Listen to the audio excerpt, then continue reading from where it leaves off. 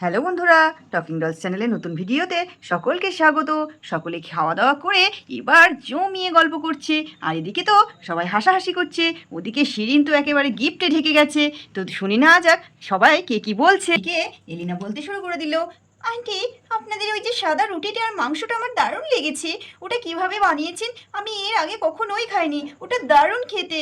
কি বলেন আন্টি? এদিকে সবিতা দেবও বলতে শুরু করে দিল, ঠিকই বলেছে এলিনা, খুব সুন্দর হয়েছে খেতে। ওই সাদা রুটিটা আমি অনেক নাম শুনেছি, কিন্তু আমারও কখনো খাওয়া হয়নি। সত্যি সত্যি সালমা, তুমি খুব সুন্দর কিন্তু বানিয়েছো। তো বলছি, এই যে মধুর মা, তুমি বানাতে পারো তো? সালমার কাছ থেকে শিখে নিয়েছো তো? আমরা কিন্তু মাঝে মধ্যে এসেই খেয়ে যাবো। আর দিদি বলবে না, আমার আর নতুন করে শেখা হয়নি, আমি শিখিনি তো কি হয়েছে?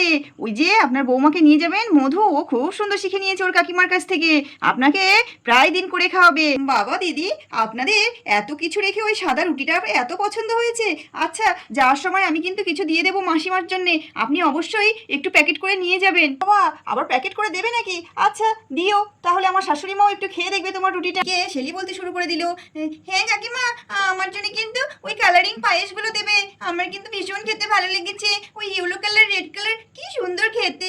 মা তুমি ওগুলো বানাতে পারো না? কাকিমা কি সুন্দর বানিয়েছে। এদিকে সালমা বেগম হাসতে হাসতে বলল, আচ্ছা বাবা, দেবো তো। তুমি কতটা খাবে? একটু বেশি করেই দেবো। আজকে খাবে আর ফ্রিজের মধ্যে রেখে দেবে, কালকেও খেতে পারবে, ঠিক আছে? সবার কথোপকথন শেষ হতে না হতে পুটির মন তো ওই গিফটের দিকেই পড়ে আছে। গিফটগুলোতে কি দিয়েছে এখন দেখতে হবে। তো পুটি বলতে শুরু করে দিল, তুই গিফটগুলো খোল না, একটু দেখি তোর গিফটের মধ্যে কি আছে। বাবা, পরে তুই একে একে দেখবি নাকি? আমাদের একটু দেখাবি না? হ্যাঁ হ্যাঁ, পুটি তো ঠিকই বলেছে। নে মা শিরিন, খোল তো দেখি গিফটগুলো, তোর পছন্দ হয় কিনা একবার দেখি। কে কে দিয়েছে, তোর জামাগুলো পছন্দ হয়েছে কিনা। তোর মধু দিদি একটা ড্রেস কিনে নিয়ে এসছে, তোর আন্টিরা নিয়ে এসছে, তো গিফটগুলো সব খুলে ফেল দেখি। আর শিরিন বলল, মা সবাই তো বলছে গিফট খুলতে, আমি গিফটটা খুলবো? হ্যাঁ খুলে দেখো, আর যে যা গিফট দিয়েছে সবাইকে থ্যাংক ইউ বলবে, ঠিক আছে? শিরিনরা তো গিফট খুলছে। তো বন্ধুরা দেখো গিফটের মধ্যে কি বেরিয়ে আসে। এই তো একটা সুন্দর ড্রেস বেরিয়ে এসছে। এবার আমরা শুনে নিই শিরিন ড্রেসটা নিয়ে কি বলছে।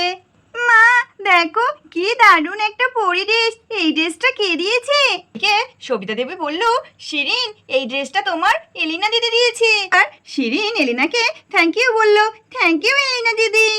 এই গিফটটা আমরা খুলে দেখি এই গিফটটার মধ্যে কি আছে। তো এই গিফটটা তো খোলা হয়ে গেল, দেখি এবার এর ভিতরে কি আছে। এটার ভিতর থেকে তো একটা শাড়ি বেরিয়ে এসছে। এটা নিশ্চয়ই সালমা দেবীর শাড়ি।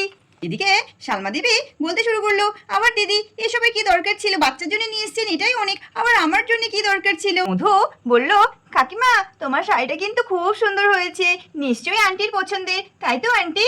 হ্যাঁ, ওই আর কি। এবার আমরা এই গিফটটা খুলে দেখি, দেখি তো এই গিফটটার ভিতরে কি আছে।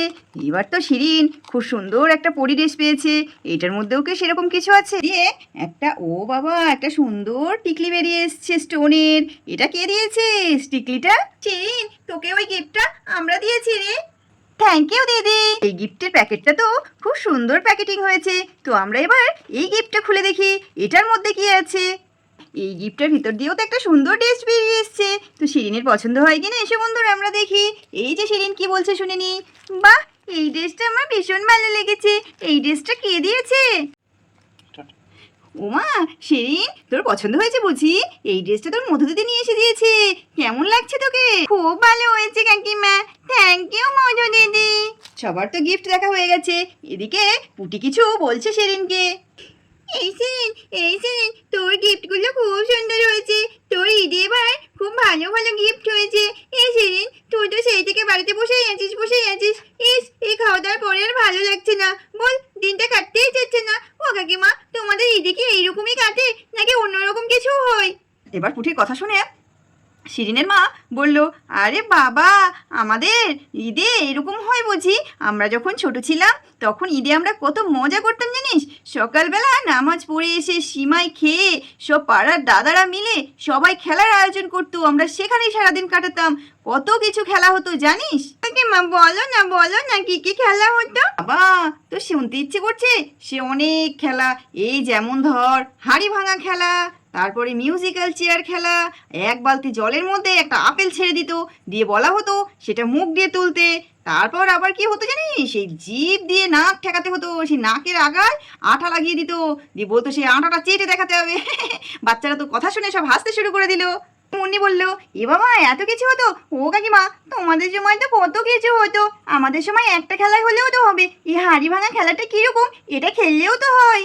তাই তোরা বুঝি খেলবি? তো দেখা আমি ব্যবস্থা করি। কই গো শিরিনের বাবা, একটু এদিকে এসো না, বাচ্চারা খেলাধুলো করবে বলছে, একটু ব্যবস্থাপনা করে দাও। তো বন্ধুরা, আমরা পরের দিন তোমাদেরকে দেখাবো হাড়ি ভাঙা খেলাটা কেমন হয়। তো দেখতে হলে অবশ্যই টকিং ডলস চ্যানেলটিকে সাবস্ক্রাইব করতে হবে, আর সবার আগে ভিডিও পেতে পাশে থাকা বেল আইকনটি প্রেস করে দিতে হবে।